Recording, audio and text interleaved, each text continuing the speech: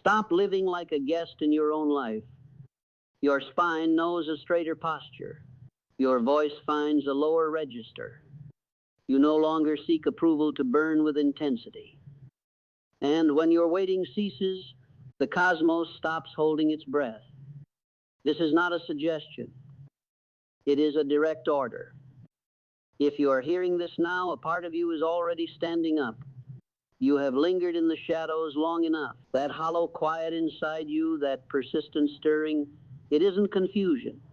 It is a summons, a decree from your very core, ordering you to cease existing as if you were an afterthought. You were not crafted to be small. You were not deposited here to float aimlessly. You were dispatched.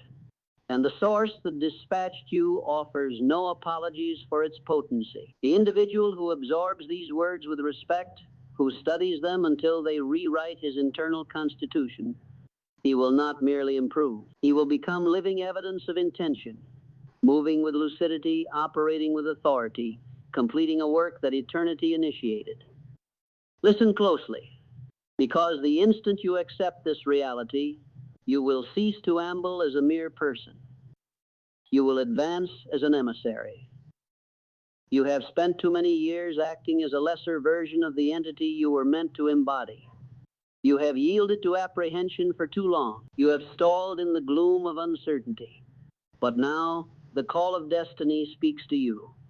And if you will follow what is about to be declared, not just hear it, but enact it, you will never again be the man who existed before this moment. Because what I will share is not inspiration. It is principle, not guidance, but directive. It is the fundamental reality of your identity, buried beneath the narrative, beneath the justifications, beneath the reluctance the world has conditioned you to display. And here is that reality. You were not fashioned to be insignificant. You were not dispatched to drift. You were not positioned on this planet to merely endure. You were sent with inherent force. You were sent with sovereignty. You were sent with the divine essence inscribed into your spirit. And yet, most people live as strangers in their own story. They apologize for their ambition. They conceal their light. They speak with timidity, act with procrastination, and seek validation before they proceed, not due to a lack of skill, but because they have lost the memory of who sent them. And the world is quite content with that arrangement, because the man who conducts himself as if the divine resides within him becomes unmanageable by frailty. That is why this truth is not distributed in institutions.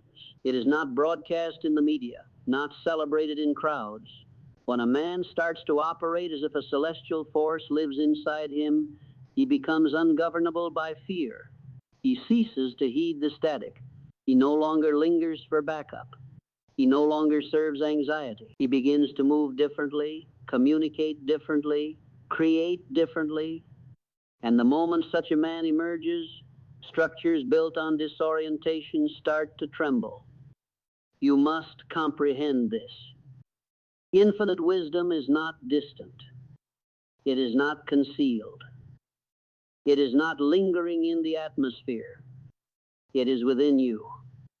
But it will not activate until you do. And when you act in harmony with the mission you were sent to accomplish, when you carry yourself as if the universe has entrusted you with a duty, when your language, your choices, your routines mirror a reverence for that objective, everything shifts. But this will only function if you listen, if you enact every syllable, if you mute the internal voice that wishes to be entertained, to compare, to fast forward, or to dissect. Because the reality I will present is concealed, not announced. And if your attention wanders, you may miss the phrase your future was designed to intercept. Do not let that occur. Listen with complete focus. Study this as if your existence depends on it, because it does, and do not hear it once. The wise person will revisit this message repeatedly until it becomes him. Until the thought the divine is within me is not a statement but a lived fact. Until the posture of one who has been dispatched becomes your natural bearing. Until your sense of self is no longer vague but carved in spiritual certainty. You are not here to survive. You are here to construct. You are not here to pause. You are here to direct. You are not here to petition. You are here to resolve. And the moment you begin to behave as if a supreme intelligence is within you, you will no longer amble like an ordinary man. You will march like an envoy. Now we begin. You were not created to waver. You were not designed to hesitate. You were not molded by the hand of intent only to spend your days debating your right to create, to speak, to act. Doubt is not your origin. Procrastination is not your legacy. Fear is not your truth. These were implanted in you. But the voice that constructed the cosmos, the same energy that placed the stars and kindled the sun's flame, did not fashion you with indecision. It fashioned you with potency and planted that potency within your consciousness. Most men live as if they were never intended to truly live. They navigate the day with uncertainty in their step. They tread softly, as if not to disrupt a world that has already overlooked them. They await permission to ascend. They await endorsement to pursue what was implanted within them before their birth. But the man who walks as if he were dispatched does not wait. He does not meander. He does not plead. He does not ask the world to tolerate his flame. He walks with it because he knows it was not granted by the world. It was granted by the source of all things. You must now understand this reality. You were placed here by intention. And what placed you here does not generate failure. The infinite does not manufacture weakness. The wellspring of power does not send emptiness. You were not born in error. You were not placed on this earth by randomness. You were sent.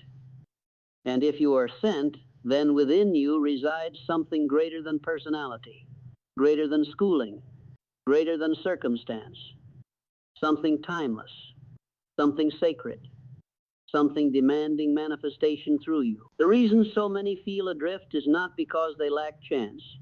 It is not because the world opposes them. It is because they have ignored the inner directive. It is the voice that speaks without sound, the voice that does not yell but instructs. And every time they sense it, every time they feel its pull, they dismiss it. They postpone. They debate. They bargain with the very source that gave them life. And so they diminish. They become observers, trespassers in their own existence, passengers in their own narrative. Let me state this plainly. Failure is not your nature. Failure is the consequence of disregarding your purpose. And when a man operates in opposition to his purpose, when he hears the call but selects comfort, when he senses the fire but clutches fear, he must falter. Not because he is doomed, but because he is misaligned with his task.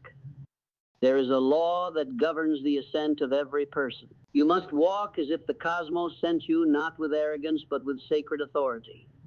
You must live not as a question, but as a declaration. You must speak not as someone wondering if he belongs, but as one who knows he was selected to build. This is not fantasy. This is not mere desire. This is your mandate. Do not tell me you are too broken. Every instrument the divine uses was flawed. Do not tell me you are too late. The eternal is not bound by clocks.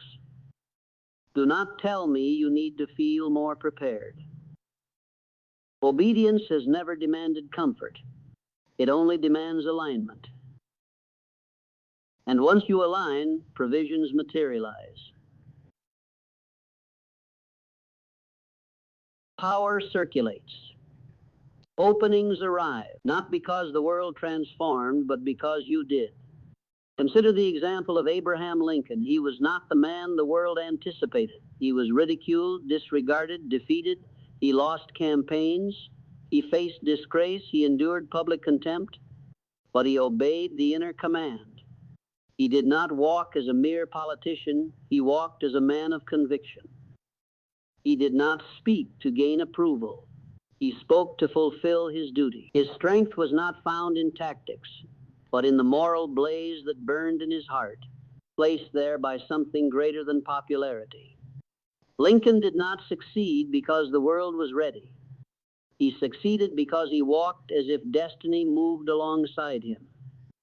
And now I tell you, destiny will move with you if you walk in obedience. The divine within is not a symbol. It is not a metaphor. It is not a poetic phrase to soothe your mind. It is infinite intelligence seeking expression through your thoughts, your habits, your deeds. It is the force that positioned you here, not to wander, but to build, not to beg, but to lead, not to drift, but to decide. And that force is waiting, not for the world to validate you, not for your past to be rewritten, not for fear to depart. It is waiting for you to rise, to align, to speak what must be spoken, to do what must be done. And when you heed that call, when you carry yourself as a man who was dispatched, the universe begins to move with you. Let me now give you your spiritual practice. Each morning, speak aloud, I was not made to drift. I was sent to advance with power. Do not look outward for proof. Look inward. The presence of that inner fire is your confirmation. Write your primary objective and place it where you will see it daily. This is not a goal. This is your divine instruction. Every action today must reflect the man who was sent. No hesitation, no lengthy justification, just forward motion. Before sleep, repeat the affirmation again with conviction. I was not made to drift. I was sent to advance with power. Now say it aloud with clarity, with strength, with reverence. I was not made to drift. I was sent to advance with power. Again, I was not made to drift. I was sent to advance with power.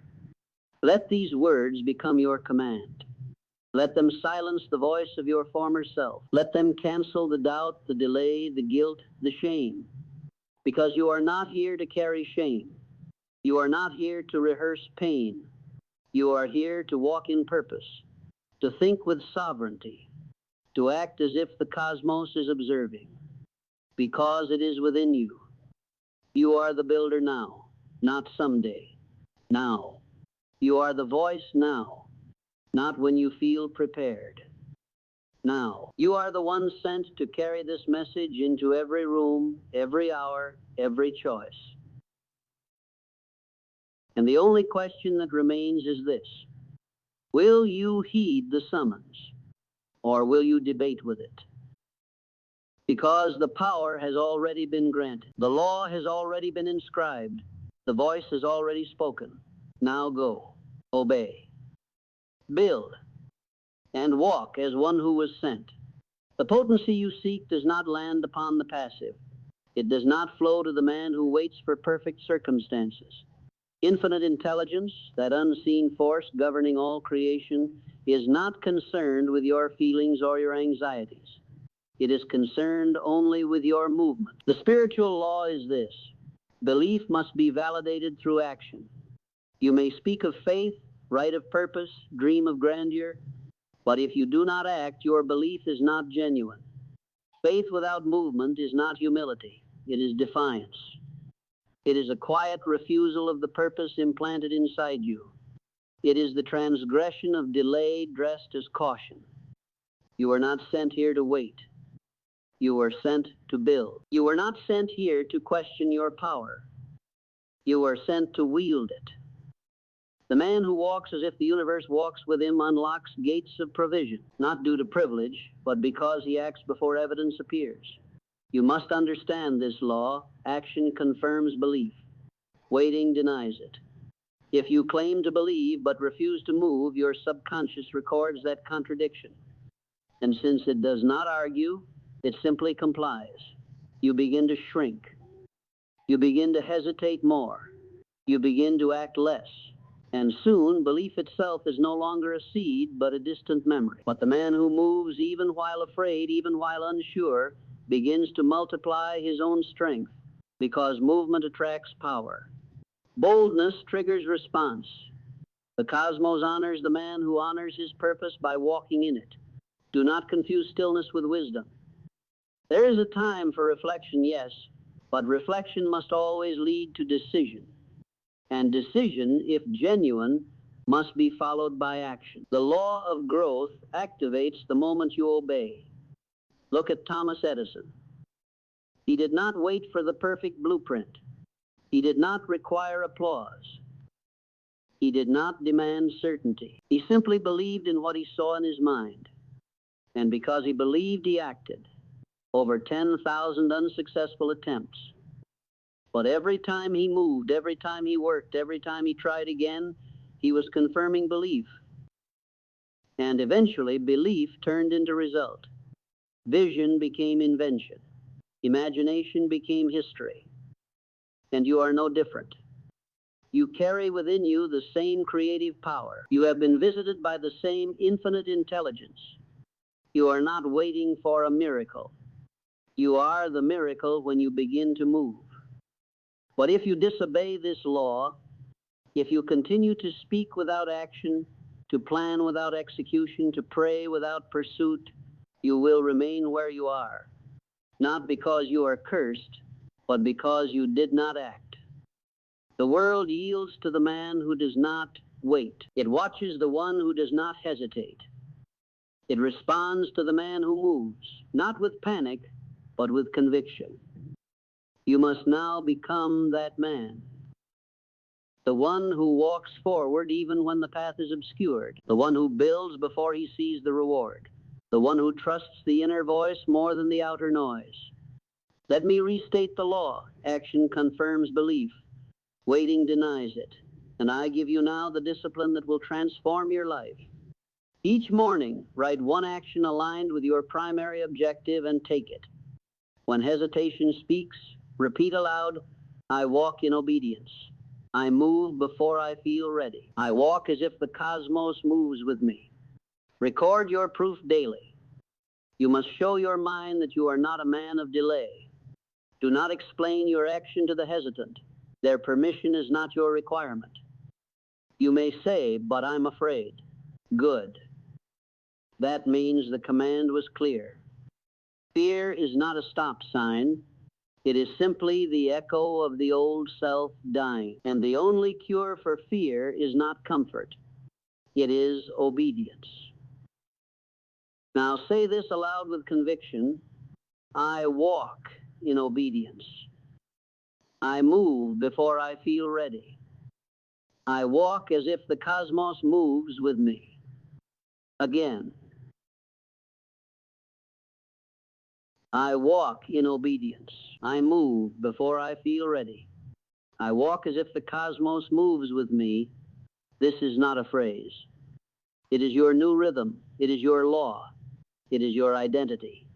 From this moment on, no more hesitation, no more waiting, no more negotiating with the dream placed inside you by the infinite mind.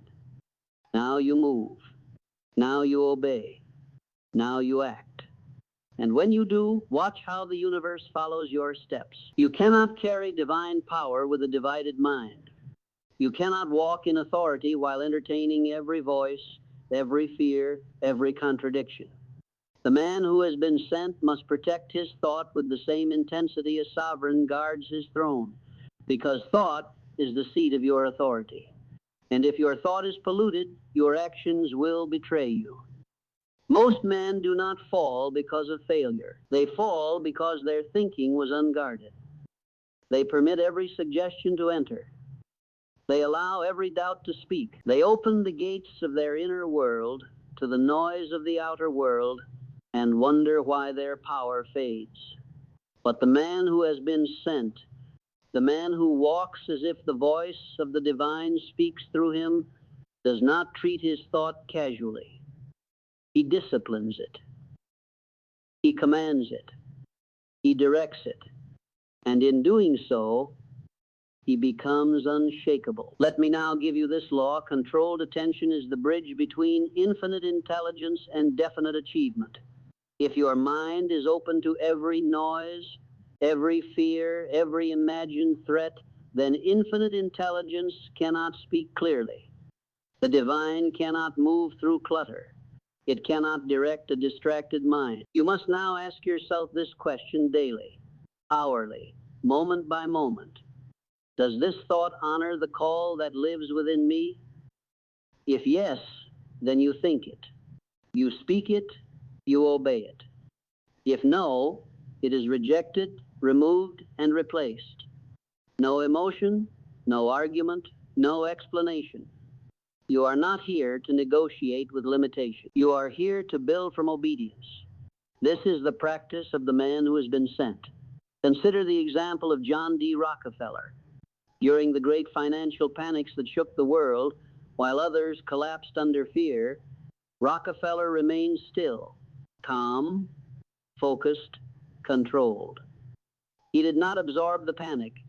He did not let headlines rewrite his aim. While the world screamed, he listened only to his purpose. And because his attention was disciplined, his results were inevitable. He did not have more luck. He had more focus. You must now become that man, a man whose thoughts are trained, not random directed, not reactive rehearsed, not impulsive. Because your mind is the channel through which the voice of the divine will act. And if you keep it cluttered, you will delay every miracle meant to find you. Let me now give you the practice that builds spiritual clarity. Begin each day by writing one question on paper. Does this thought honor the call that lives within me? Review your dominant thoughts. Remove anything that contradicts your primary aim. Every time a fearful or doubtful thought appears, interrupt it with this statement, I think in alignment. I speak with purpose. I obey the voice that sent me. At night, write a short note on how your thoughts either honored or resisted your calling. This is your inner audit. Let me give you this truth. The world will never speak louder than the man who knows why he was sent. But if you allow the world's volume to overtake your inner voice, your life will follow the wrong instruction. From now on, no more mental wandering, no more casual thought, no more entertaining internal noise that contradicts your maker. You are a vessel of infinite intelligence. You are not a dumping ground for doubt. Say this aloud now. I think in alignment. I speak with purpose. I obey the voice that sent me. Again, I think in alignment. I speak with purpose. I obey the voice that sent me. This is your mental law. This is your spiritual firewall. This is the standard you rise to every morning and defend until night. Because when your thoughts serve your purpose, everything you touch will begin to prosper. When your mind becomes clean, your decisions become sharp. When your attention is fixed, your voice gains weight. When your mind is disciplined, the cosmos can trust you with more. You are not here to think as the world thinks. You are not here to repeat the noise of the distracted. You are here to channel power through purity of thought. And that begins now. The man who has been sent cannot speak like a man who doubts. He cannot use the language of hesitation. He cannot dilute his command with the vocabulary of fear. If a higher power has placed a calling within you, and it has, then your words must be forged in alignment with that calling. Every time you speak, you instruct the subconscious. And the subconscious, being the seat of all action, obeys whatever is spoken with emotion and repetition, whether truth or lie. This is the spiritual law of autosuggestion, and it governs every result in your life. You may not be aware of it, but the law does not care whether you know it or not. It works either way. The subconscious does not argue. It does not evaluate. It does not question your statements. It only asks, have I heard this often enough? And was it spoken with belief? And if the answer is yes, it goes to work shaping your decisions, your posture, your emotions, your momentum to match the command. So understand this clearly. If you speak doubt, you instruct weakness. If you speak command, you activate power. Most men fail not because they lack talent, but because their words do not match their aim. They speak with uncertainty. They declare nothing. They rehearse limitation in their language and then wonder why their actions betray them.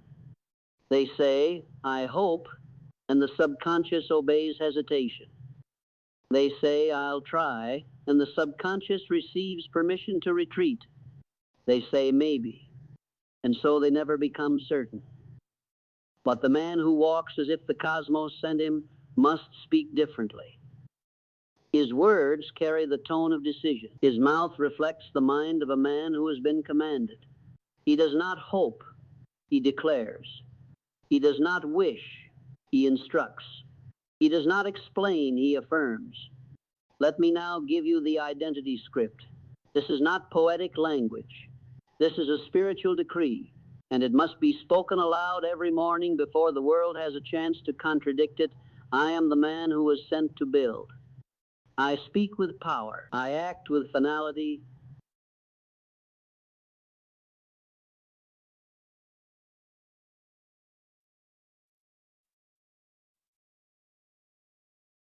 This script, not as repeated daily with faith and fire, will reprogram your subconscious to see yourself not as a man waiting for results, but as a man creating them. It will install a new image of authority, and that image will begin to attract thoughts, habits, and opportunities that match it, not because of magic, but because the mind always moves in the direction of its dominant instruction. Consider Charles Schwab. He began as a mill worker, but he rose to become the president of U.S. Steel. Why? Because his words carried conviction. When he spoke, men listened, not because of status, but because of certainty. He did not explain himself with hesitation. He gave orders with belief. And because his words came from a deep alignment with purpose, others followed his direction without resistance. He did not rise through status. He rose through speech. He did not wait to become powerful. He spoke as one who already was. And the world adjusted accordingly. You must now do the same. Your words must match the man you are becoming. If they don't, your subconscious will remain confused. And a confused subconscious produces nothing. It stalls. It contradicts. It hesitates. But a subconscious that hears clear, repeated instruction daily aloud with emotion becomes obedient. And obedience is what produces identity. Let me give you your new practice. Write your identity script in the present tense. Begin with I am the man who, speak it aloud every morning and every night. Not softly. Speak it as if your future is listening. Every time you hear yourself speak weakness, stop mid-sentence and correct it aloud. Say, that is not who I am. I speak belief. I speak law. I speak what I am becoming. Keep a daily record of your spoken word. Track how often your mouth obeyed your calling and how often it did not. Awareness is power. You may think this practice is simple. That is the mistake. Simplicity is the doorway to transformation. It is the small thing done with fire that changes everything. One line spoken with full belief becomes the law your life follows, but only if you repeat it long enough. Now speak this affirmation aloud. Do not whisper. This is your voice training your life. I speak law. I speak belief. I speak what I am becoming. Again, I speak law. I speak belief. I speak what I am becoming. Let these words override the language of your old self. Let them replace the habit of soft speech. Let them break the pattern of vague intention. Because from this moment forward, you are not speaking your doubts. You are speaking your design. Every word is a command. Every sentence is a signal. Every declaration is a brick in the construction of the identity you were sent to build. This is not empty talk. This is spiritual alignment. And when your words match your calling, the world begins to obey you. You do not rise with volume. You rise with precision. You do not rise with noise. You rise with law. You do not rise by waiting to believe. You rise by speaking belief until belief becomes your reflex. You were sent to speak with power. Now do so. You are being watched, not by the world, not by critics, not by men, but by the very force that placed you here. You may think no one sees the decisions you make in silence. You may imagine your laziness is hidden, your shortcuts excused, your delay unnoticed. But the eye that sent you does not sleep. The divine is watching, not to condemn, but to confirm. Every movement you make is a reflection of what you believe about who you are. And every moment of action is a revelation of what you think about the one who gave you that action to perform. The man who walks as if no one sees him, who cuts corners when the crowd is gone, who only performs when attention is present, that man will always remain small. Not because the world rejects him, but because he has disrespected the one who sent him. Discipline creates credibility because when a man is consistent, the world begins to trust his voice. You must now stop praying for movement while remaining still. You must stop asking for confirmation when you have already been called. You must stop living like a question and begin living as the answer. The law is this: the cosmos moves when you do. There are no exceptions. There are no shortcuts. There are no excuses. You have been instructed. You have been assigned. And if you have listened to this message, you have now been commanded. The days of wondering are over. The time for wavering is past. You do not need another reminder. You do not need another sign. You need only to act. To walk as if the divine is within you. To build as if the universe is backing every brick. To speak as if your words are shaping worlds, because they are. Let me now give you your final command. You will speak this not just once, but every day until your bones believe it. Act as if the divine is within you, because it is. Act as if the cosmos sent you, because it did. Say it again. Act as if the divine is within you, because it is. Act as if the cosmos sent you, because it did. Let it cancel the voice of your old self. Let it burn away the language of delay. Let it baptize you into the man you were born to be. Not later. Now. You are not behind. You are not too flawed. You are not missing anything. You are sent with everything you need to begin. But the universe will not move until you do. So go now, not in noise, but in law, not in haste, but in discipline, not in arrogance, but in divine certainty. Now speak your final affirmation. This is not a sentence. This is a decree. I walk in divine command. I move as if sent. I build with obedience. I become what the cosmos intended. Again, I walk in divine command. I move as if sent. I build with obedience. I become what the cosmos intended. This is your new identity.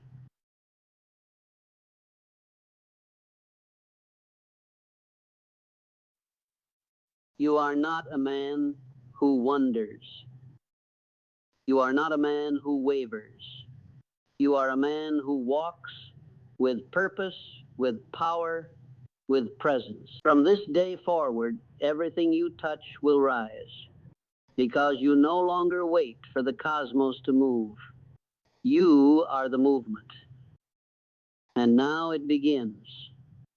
If this truth resonated with you, I ask you to give this video a like.